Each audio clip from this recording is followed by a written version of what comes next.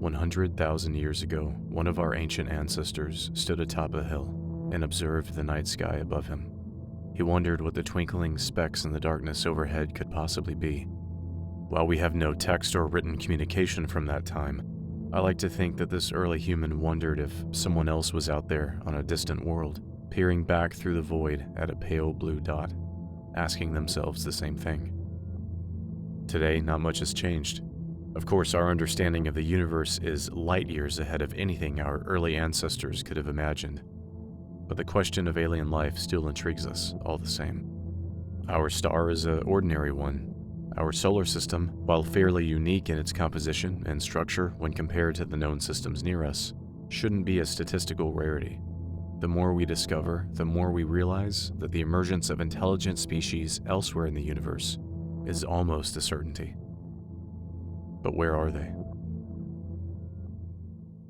In 1950, these questions were embodied by the Fermi Paradox, which asks, if the probability of extraterrestrial intelligence is high, where is the evidence of life beyond Earth?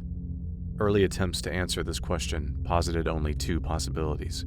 The universe should either be teeming with life, or we truly are the single outlier. In the 70 years since this question was asked, however, we realized the topic may be more nuanced than previously thought. Here are the current theories for why we don't see direct evidence of aliens, despite their probability of existing being nearly certain. It's possible that in a universe capable of bearing life, we've simply emerged as the first, or one of the first intelligent varieties in the timeline, at least in our pocket of the galaxy. If this were true, it would mean the process of cultivating life into intelligent species is incredibly difficult, given the current age of the universe. If right now we truly are alone in the cosmos, it may be hundreds, thousands, millions, trillions of years before another intelligent species appears, and longer still before they can communicate with us.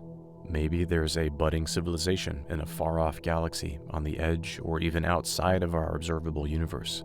But due to the mind-bending vastness of space, we will never know they existed.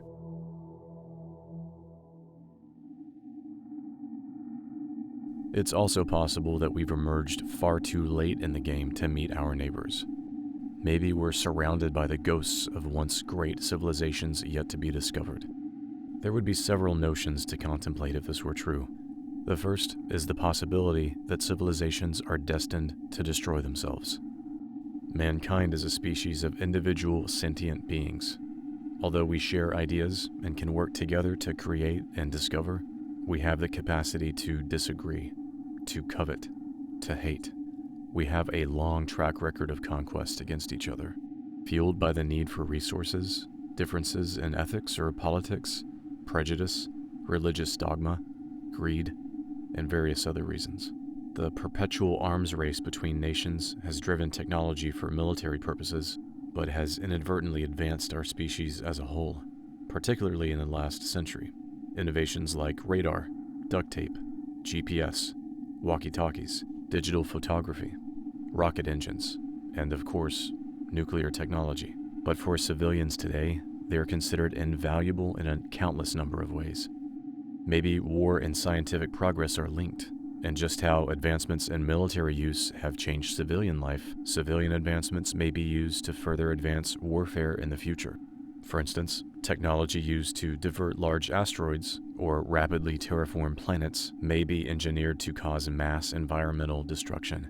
Or research into altering human genetics to better survive an alien environment may expose a hidden genetic threat that can be used to wipe out an entire planet's population. War has existed since the dawn of our species, and will undoubtedly follow us far into the future. It's in our nature due to our individuality. With this in mind, it stands to reason that a sufficiently intelligent species that lacks a hive mind will always inevitably encounter opposition from within. Maybe self-destruction was the fate of our stellar neighbors. Maybe it's destined to be ours as well. However, cooperation has brought us this far, and a self-derived extinction may be too cynical of an end to be guaranteed. Maybe it's possible to hold on to the notion of collaboration. After all, humanity has had nuclear weapons for almost 100 years now. Yet we aren't experiencing a global nuclear winter. If self-annihilation isn't the reason for the lack of intelligent life beyond Earth, war may still be the answer.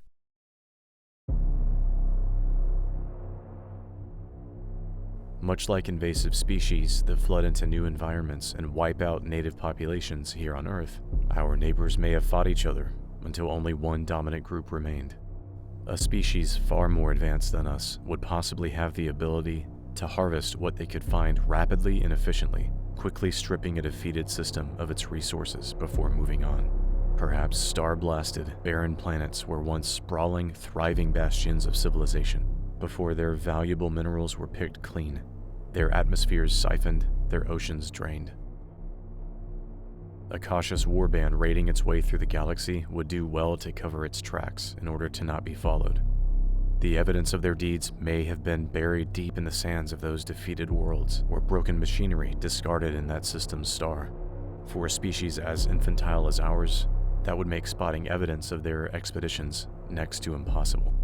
However, given the vast distances between stars, warbands raiding their way through the galaxy seems less likely. They may be more inclined to conquer and reign over a planet or star system instead of stripping it of its resources and leaving.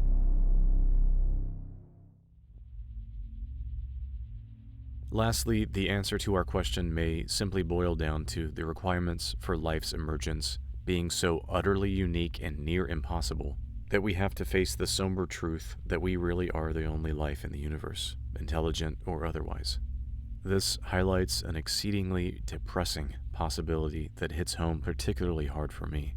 As touched on in a previous video, we could be alone in a universe boundless in scale, filled with astonishingly beautiful planets, star systems, nebulae, and galaxies, chocked full of resources that could propel our species forward light years in technology and well-being. Yet we are excluded from exploring them due to the laws of physics. The best we could do is study them through a telescope, watching them from afar without a hope or a prayer of visiting them one day. In the decades since the proposal of the Fermi Paradox, many of the greatest minds came forward to try and offer possible solutions, including the previously mentioned too early, too late, war, and exceptional rarity hypotheses, each trying to explain why alien intelligent life did not currently exist. With all variables considered, a thought-provoking idea emerged that countered the idea that we were alone, and potentially exposed a deeply troubling reality. The proposal was called the Dark Forest Hypothesis. Named after Liu Cixin's 2007 novel, The Dark Forest attempts to conceptualize the lack of obvious intelligent life by the way of a mind game. Picture a man armed with a rifle stalking through a shrouded forest at night. He's aware that there are others out there, armed just as he is, but he doesn't know if they're friendly or if they'll kill him on sight. He's faced with a dilemma. He could risk reaching out to ask for help or cooperation in surviving this night, but the others wandering the forest have the same fears he does. It may be safer to stay quiet, to hide in the brush, to avoid any and all contact, and hope to survive alone. Alternatively, he could immediately kill anyone he crosses paths with to ensure his own survival, since he has no idea what their intentions are. Does he stay hidden, seek friendship, or kill? In this scenario, the armed man represents humanity. The other hunters lurking in the night are alien civilizations, and the dark forest itself represents space, or the universe. The man can choose to call out to others by shouting in the dark, hoping to establish contact with someone else, in order to share resources or become allies and watch each other's backs.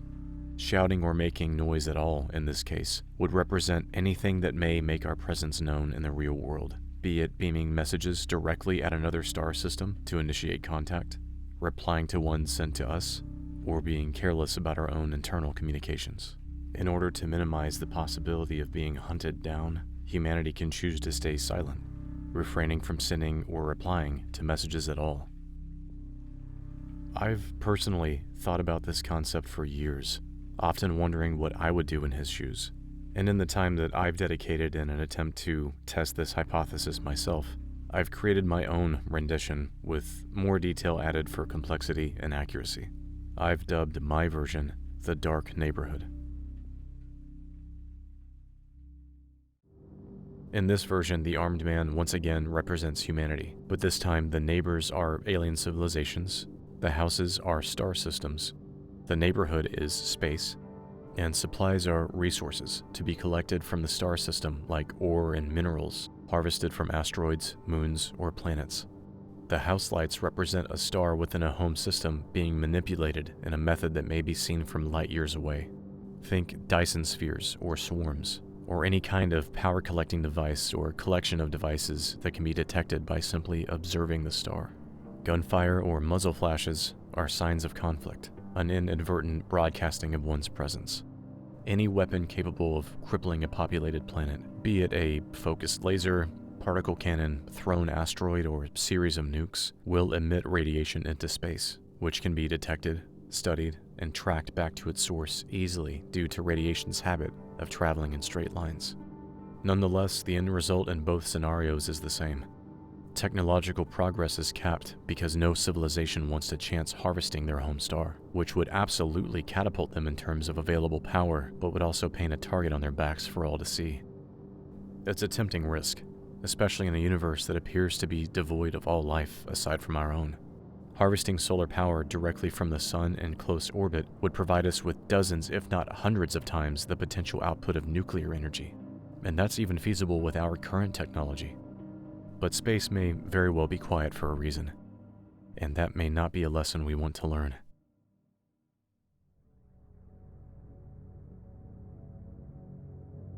When contemplating intelligent aliens, one thinks of an advanced species capable of complex thought and logic, fleets of starships and worlds blanketed with sprawling cities. But what if intelligence does exist out there, just not the kind we're considering? What if there were intelligent species that are entirely incapable of detecting our radio signals, or even contemplating our hypothetical existence from their perspective, but would still be intelligent enough to be considered hyper-lethal if contact was made? This is the second tier of possibility regarding our encounter with an extraterrestrial species, a kind that's heavily represented in science fiction horror. Species like the xenomorph from Alien, the assimilating creature from The Thing, even the amorphous mass from the 1980s classic remake The Blob. Intelligence varies wildly between these three species, but each is still capable of problem solving, cunning, and incredible potential as lethal hunters. Granted, their lethality was emboldened for the sake of the plot, and a military envoy in the real world could potentially wipe them out or quarantine them if we knew about them before exploring their planets. But what if we didn't? What if the usual markers for biological life aren't detected there because they aren't the usual kind of life? After all we know about biology is confined to our single planet. Imagine for a moment that humanity has spent a century nurturing 3 outposts on one of the habitable planets in the Alpha Centauri system, each with populations of over 100. One day, a worker harvesting minerals in the hills comes across a strange, slug-like creature. He investigates it, takes pictures, and radios in to the colony's governing body that he found alien life. Within an hour, the location is swarming with scientists, and ultimately the decision to capture the life form for further study is made. Somewhere en route back to the outpost, one of the scientists is somehow stung by a needle-like projection from the creature's body with powerful anesthetic properties, immediately lulling them into a calm state and preventing them from alerting the others. Rapidly, the injection gets to work, assimilating their cells and copying their DNA. By the time they get back to the colony, their body has been completely assimilated, fooling even the most thorough bioscanners they use to prevent contamination within camp. Now having intelligence on par with a human, this creature knows it has to prevent the study of the alien slug in order to ensure its spread. It targets the scientists of the envoy, people it knows would be in close contact with the high-ranking members of the outpost. Before long, dozens are assimilated before anyone is even remotely aware that something has gone wrong. And just 3 hours later, the entire colony is no longer human. An assimilated radio operator signals to one of the sister colonies for help as a ruse, reporting a problem within camp and that additional supplies are needed. A few hours later, a shuttle arrives with mechanics from the other outpost, and not long after, they head back to their outpost, also no longer human. Their colony suffers the same fate soon enough. By nightfall, all 3 colonies are assimilated. Some weeks later, a ship from Earth arrives to exchange conscripted workers and return home those at the end of their contracts. Thanks to advancements to the improved nuclear thermal rockets, the 4 light-year journey back to the solar system takes only 40 years with the crew in cryogenic pods. Just a few decades later, all that remains of humanity are lone survivors desperately trying to remain undetected deep in the forests of the Earth or in underground bunkers. There was no enemy to fight, because no one could identify who the enemy was. No one trusts anyone anymore. The already diminished population further dwindles as birth rates drop to 0. Our species eventually disappears as our skins are worn by genetic invaders that no one saw coming.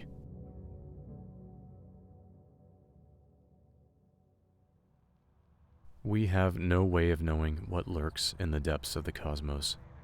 If one day we receive a broadcast directed at Earth that is conclusively determined to be of intelligent origin, our species will face a major dilemma. Can we understand the intent of the message?